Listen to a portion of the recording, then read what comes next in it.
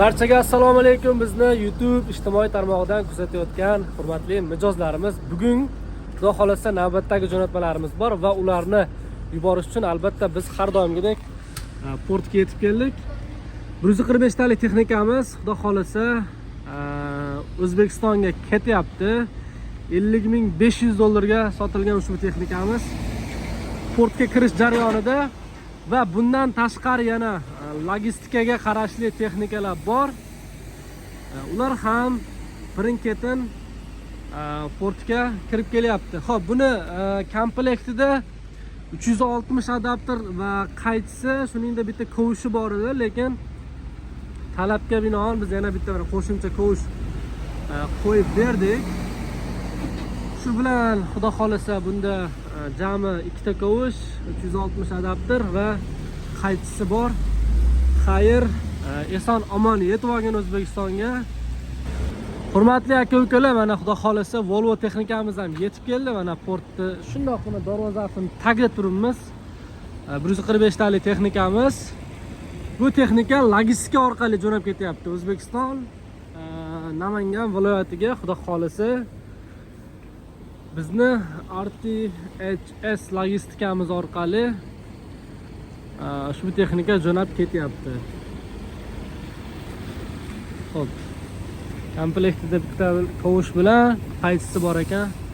Texnikaning holati yaxshi, shipping marklarini yopishtiryapmiz xudo xolasa. Bu texnika ham bugun jo'nab ketadi.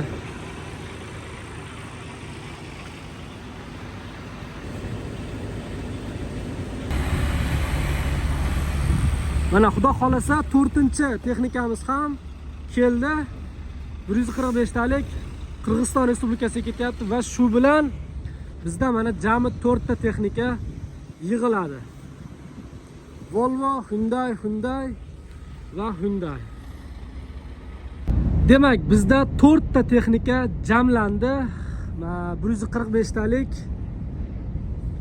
va 145 talik plus texnikamiz Qirg'iziston Bishkek, bu ham Qirg'iziston Bishkekka. Bunisi O'zbekiston Andijonga o'zimiz sotganmiz, andijonlik akaga. Bunisi esa Volvo namanganlik mijozimizga logistikamiz orqali chiqib ketyapti, xudo xolasa.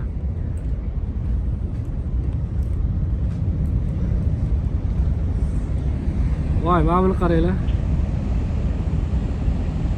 Kema keldi, kema kelgani sababi to'lqinlar paydo bo'ldi. Shunaqa texnikalar sizlarga ham kerak bo'lsa, xudo xolasa yetkazib beramiz. Juda ham zo'r, siz xohlaganingizdan albatta bizga murojaat qiling telefon raqamlariga. Biz esa sizlar bilan bog'lanamiz.